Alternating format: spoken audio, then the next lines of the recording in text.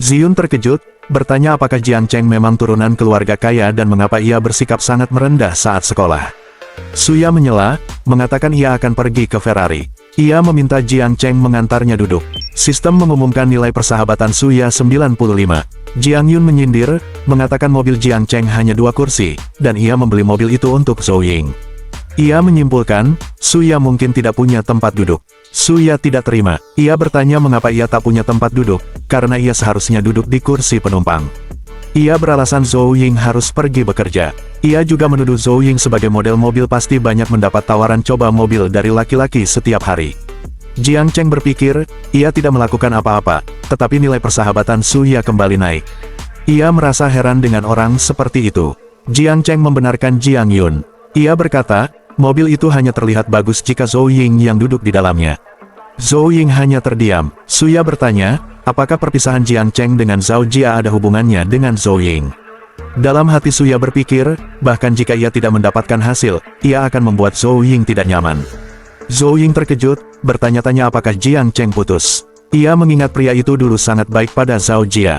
Jiang Cheng menarik pinggang Zhou Ying. Ia menegaskan, perpisahannya dengan Zhao Jia tidak ada hubungannya dengan siapapun, termasuk Zhou Ying.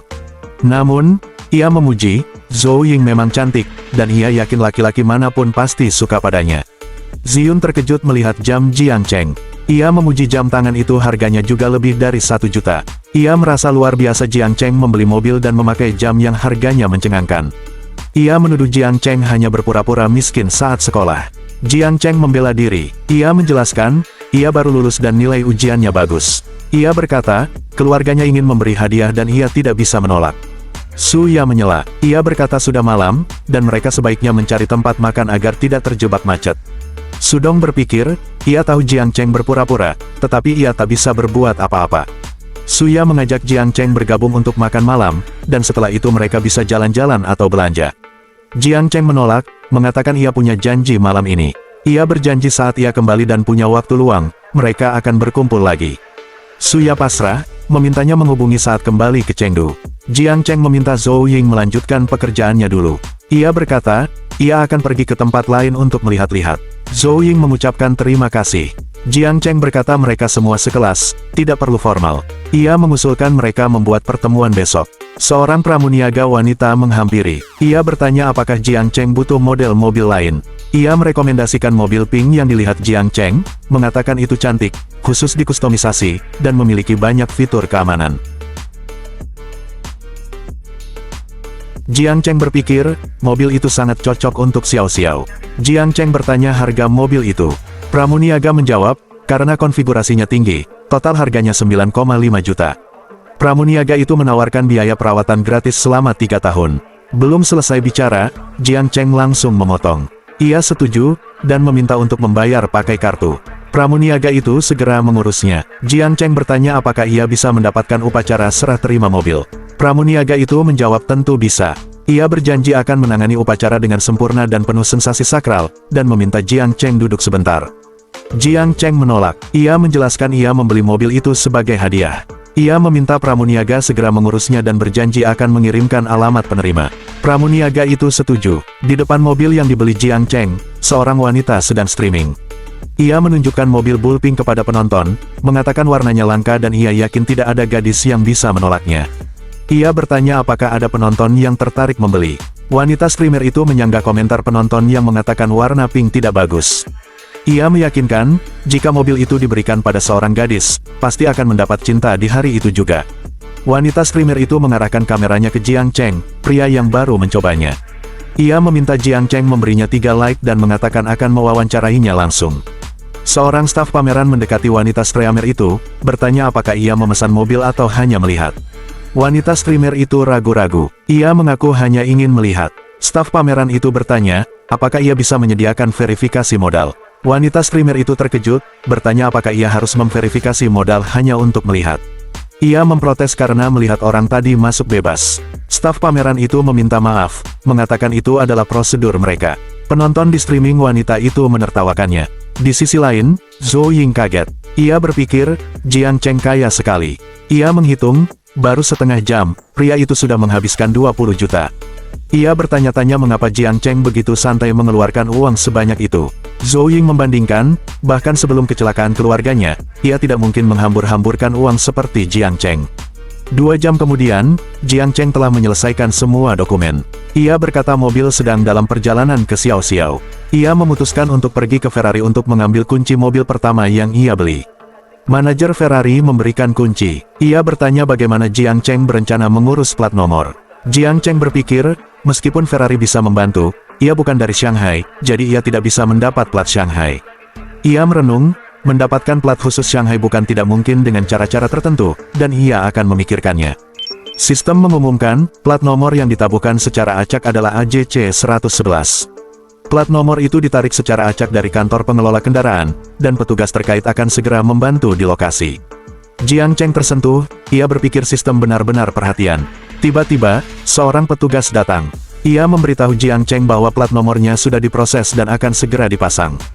Jiang Cheng setuju. Manajer Ferrari mengamati petugas yang memasang plat nomor mobil Jiang Cheng, AJC 111. Ia terkejut, itu nyata-nyata plat Shanghai. Yang lebih mengerikan, huruf JC adalah singkatan dari nama pelanggan, Jiang Cheng. Ia berpikir, ini pertama kalinya ia melihat orang dengan pengaruh seperti itu selama bertahun-tahun. Jiang Cheng menepuk pundak manajer. Ia meminta manajer jangan banyak berpikir. Ia berkata ia hanya memesan nomor kendaraan itu lebih awal, itu saja. Manajer berpikir, ia mengerti Jiang Cheng tidak ingin mengungkapkan kekuasaannya, tetapi memperlakukan orang seperti bodoh sangat berlebihan. Manajer terkejut, mempertanyakan apakah Jiang Cheng bisa mendapat plat seperti itu hanya dengan memesan lebih awal. Ia merenung, mereka bahkan mengirim orang untuk menanganinya. Manajer memuji, Jiang Cheng memang beruntung, bahkan plat nomor yang ia pilih pun sangat bermakna, dan ia kagum. Setelah selesai memasang plat nomor, petugas memberitahu Jiang Cheng bahwa pemasangan sudah selesai. Manajer berpikir, sikap petugas itu sangat santun. Ia menyimpulkan, Tuan Jiang pasti adalah cahaya mata dari orang terkaya di sebuah provinsi, atau kerabat penting dari seorang pejabat tinggi. Jika tidak, mustahil orang biasa memiliki pengaruh seperti itu. Zhou Ying mengucapkan banyak terima kasih kepada Jiang Cheng. Beberapa menit kemudian, Zhou Ying mengatakan pekerjaannya hampir selesai. Ia bertanya apakah ia bisa mengajak Jiang Cheng makan malam. Jiang Cheng menyetujuinya, tetapi ponselnya berbunyi. Jiang Cheng mengangkat telepon, menyapa penelepon. Itu Ziyun. Ia terdengar panik, meminta Jiang Cheng segera datang untuk minum bersamanya. Ia mengancam, jika tidak, ia akan melompat ke sungai Huangpu. Jiang Cheng terkejut, bertanya ada apa. Jiang Cheng meminta maaf kepada Zhou Ying. Ia menjelaskan bahwa Ziyun baru saja putus dan mengajaknya minum malam itu. Ia bertanya apakah makan malam dengan Zhou Ying bisa diganti besok. Zhou Ying merespons, ia bertanya-tanya apakah Ziyun sangat sedih, karena ia mengira Ziyun sangat menyukai Suya. Jiang Cheng berkata ia juga tidak yakin, makanya ia harus datang dan melihat keadaannya sendiri. Ia memutuskan, mereka akan atur janji lain waktu saja. Singkat waktu, Jiang Cheng tiba di tempat Ziyun. Ia menggoda Ziyun, bertanya apakah ia tidak jadi melompat ke sungai Huangpu. Ziyun yang sudah mabuk meminta Jiang Cheng berhenti bicara aneh-aneh dan hanya duduk minum bersamanya. Ziyun mengaku ia sadar hanya menjadi cadangan. Ia mengungkapkan kesedihannya dan menyebut dirinya, simp sejati. Jiang Cheng menyindir, mengatakan itu salah Ziyun sendiri, mengapa masih bertahan dengannya. Ziyun membalas, meminta Jiang Cheng melihat sendiri bagaimana Suya selalu memerintahnya sesuka hati. Jiang Cheng mengakui gaya Suya memang begitu. Ia bertanya apa hubungannya. Ziyun menggebrak meja saat menaruh gelasnya. Ia menceritakan, saat Li Sudong ke kamar mandi, Suya langsung ikut, seperti ekor yang tidak bisa lepas. Jiang Cheng meminta langsung ke intinya. Ziyun kemudian mengungkapkan bahwa ia mengikuti dan melihat sendiri mereka berpelukan, berciuman, dan bergandengan tangan. Ia berkata hatinya hancur. Jiang Cheng mempertanyakan. Ia berkata, Ziyun bahkan belum pernah benar-benar memulai hubungan dengan Suya, jadi dari mana datangnya patah hati itu? Ziyun bertanya apakah semua gosip itu benar, apakah Suya memang begitu? Jiang Cheng menasihati. Ia berkata ia tidak bilang semuanya benar, tetapi seperti pepatah, asap takkan ada tanpa api.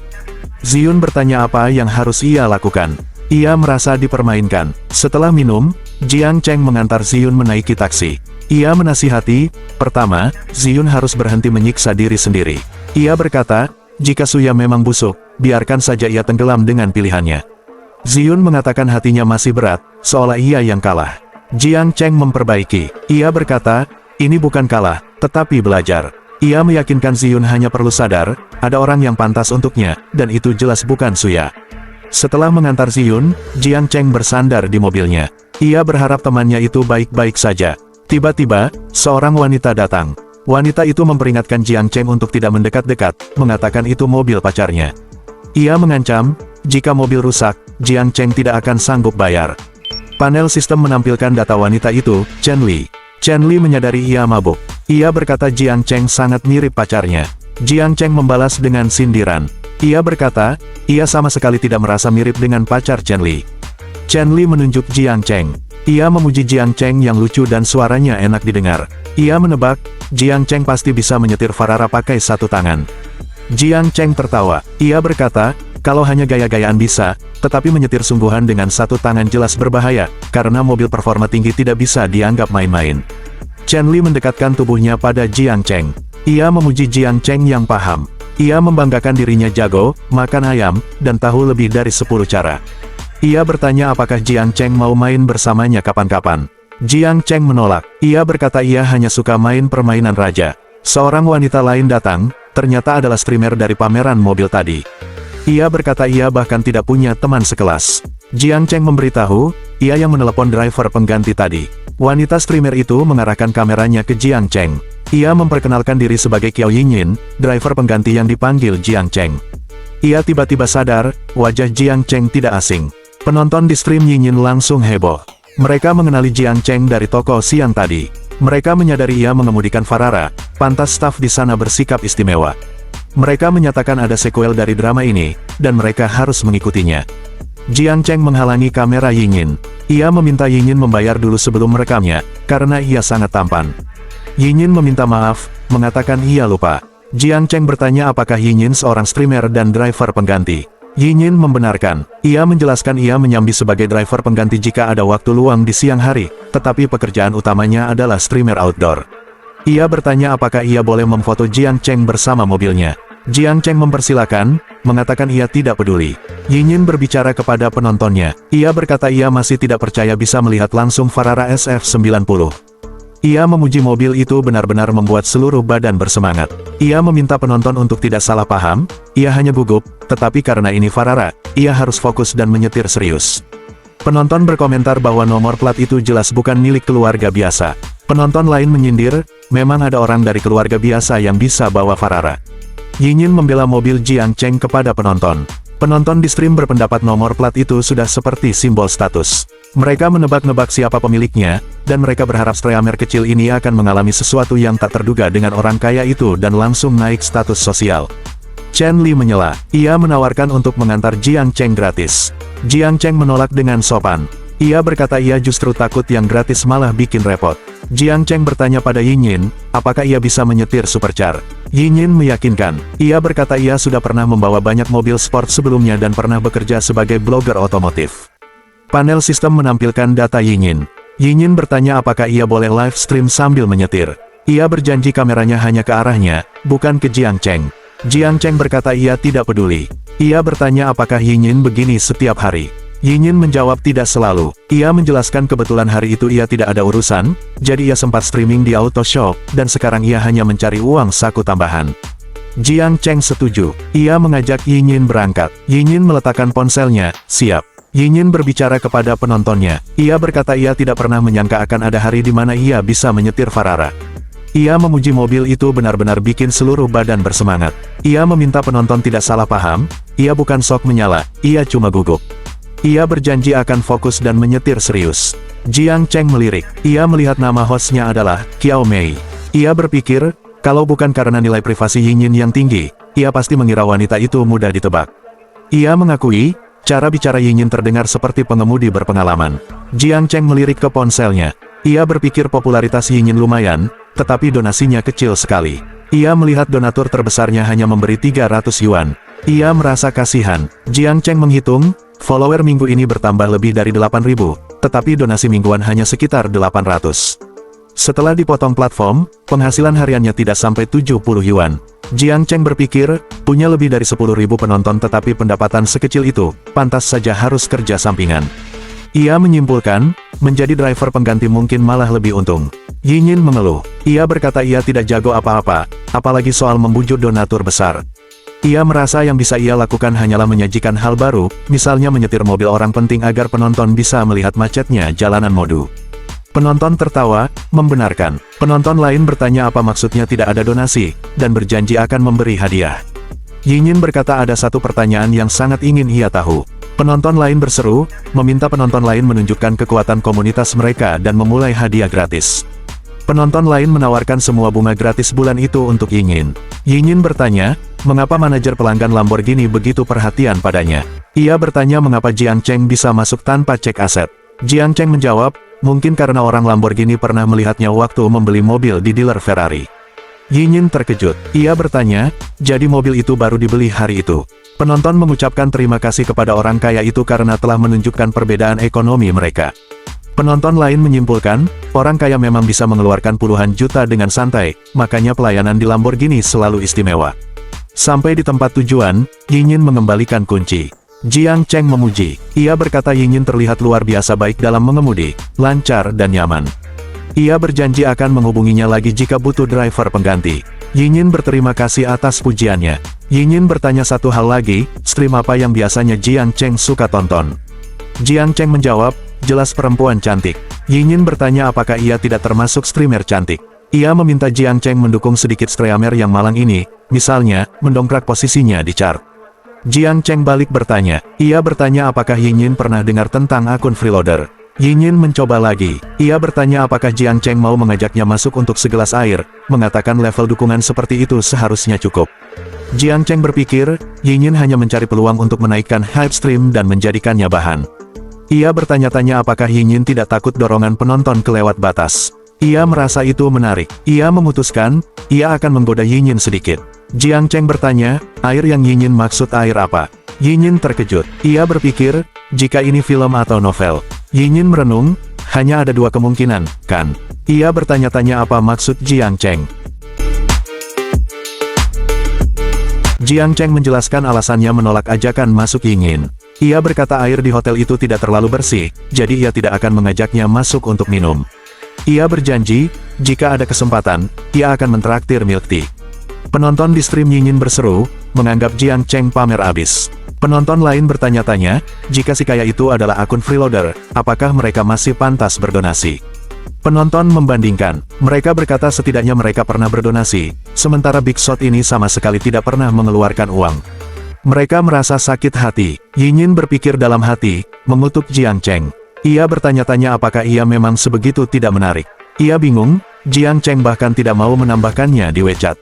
Ia merasa di mobil tadi Jiang Cheng masih bermain tarik ulur, tetapi sekarang malah berubah jadi dingin. Yinyin berpamitan. Sistem mengumumkan nilai persahabatan Yinyin 60.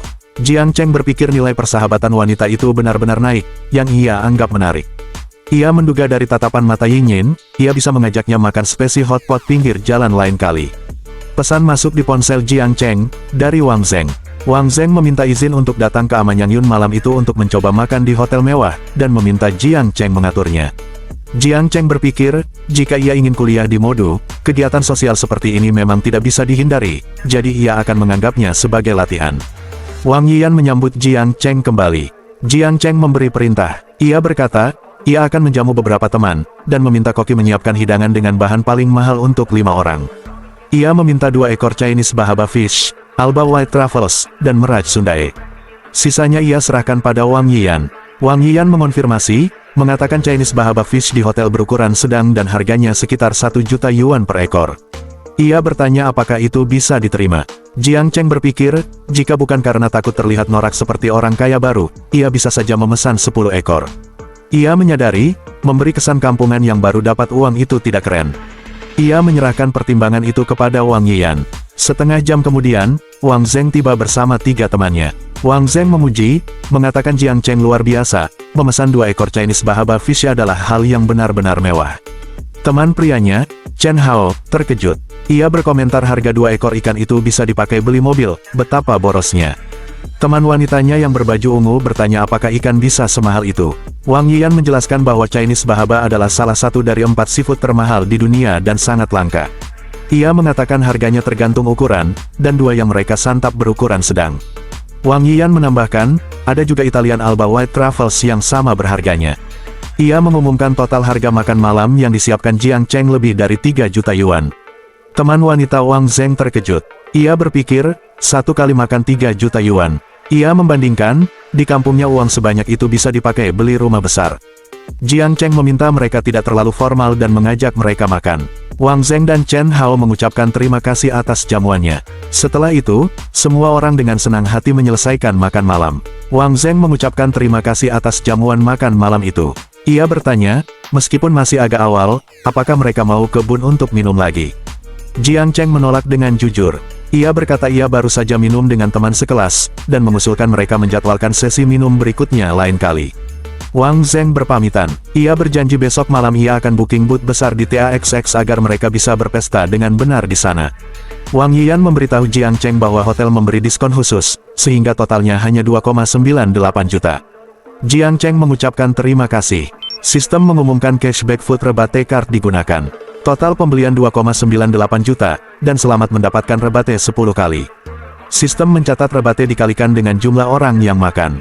Total rebate adalah 149 juta, dan sudah ditransfer ke kartu bank Jiang Cheng. Jiang Cheng terkejut. Ia berpikir, ia bisa mendapat rebate lebih dari 100 juta hanya karena menjamu beberapa orang makan.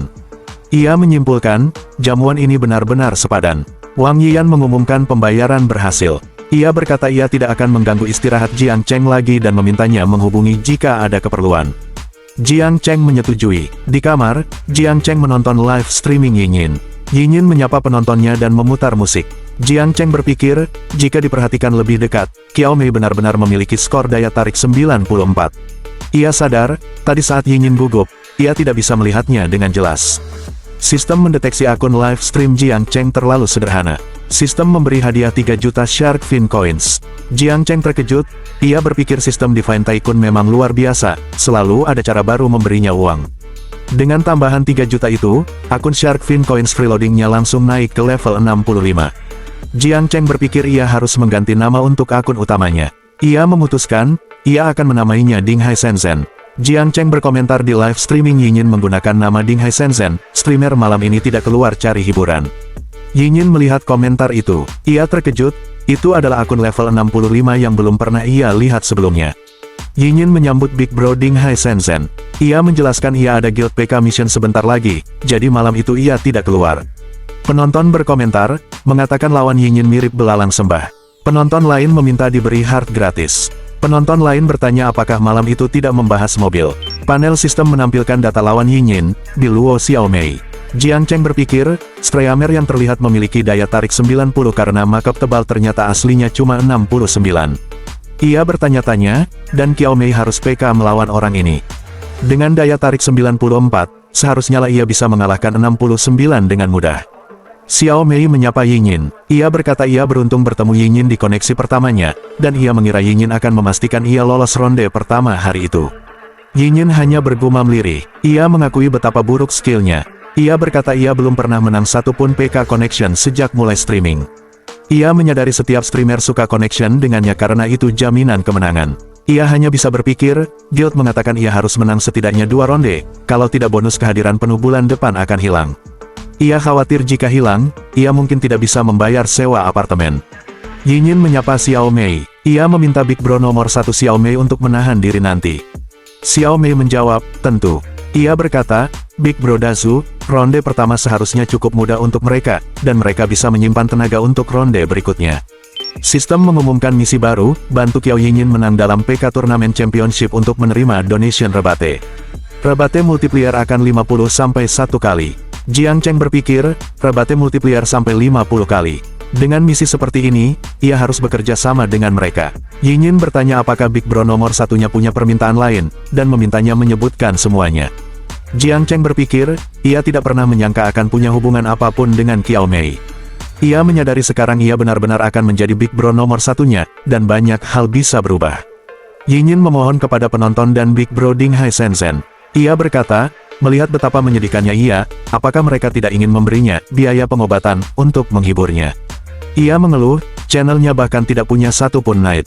Ia mengatakan, hanya dengan 1 yuan saja mereka sudah bisa masuk ranking mingguan. Penonton berkomentar sinis. Mereka berkata mereka freeloading dan bangga, dan tidak akan pernah top up. Penonton lain bertanya apakah Yinyin meremehkan para freeloaders. Penonton lain berkata mereka datang hanya untuk melihat streamer kalah. Yinyin menunjukkan wajah kesal. Penonton bertanya ada apa dengan tatapan mata itu. Mereka mengancam, jika Yinyin melakukan itu lagi, ia tidak akan mendapat bunga gratis hari itu. Penonton bertanya apakah Yinyin meremehkan mereka, padahal mereka mau mengirim fishballs. Yinyin membantah. Ia berkata ia tidak mungkin meremehkan mereka. Ia memuji, penonton di streamnya semakin pintar dengan kata-kata, dan mereka semua benar-benar berbakat. Jiang Cheng berpikir, ayo kita mulai game ini. Ia memutuskan, ia akan berdonasi 5 weak chickens dulu pada Yinyin. Yinyin mengucapkan terima kasih kepada Big Bro Ding Hai Shenzhen atas biaya pengobatannya. Yinyin terkejut, 5 weak chickens hanya 1 yuan. Ia bertanya-tanya, Big Bro level 65 datang ke streamnya dan sebegini pelit. Ia menyimpulkan, apakah ia punya secret body anti-streamer? Penonton meminta Yinyin membangkitkan semangatnya. Ding Hai Shenzhen, Jiang Cheng, berkomentar, streamer, kudengar skillmu adalah mengemudi. Kalau aku membantumu menang Guild War, bisakah kau jadi driver pribadiku? Yinyin dengan semangat menyambut. Ia berjanji, jika Jiang Cheng bisa memastikan ia menang championship, ia akan menjadi driver pribadinya gratis. Ia meyakinkan, ia adalah pengemudi yang sangat stabil. Ding Hai Shenzhen membalas, kalau begitu sudah janji. Ia berkata, besok malam ia akan melihat seberapa stabil Yinyin mengemudi.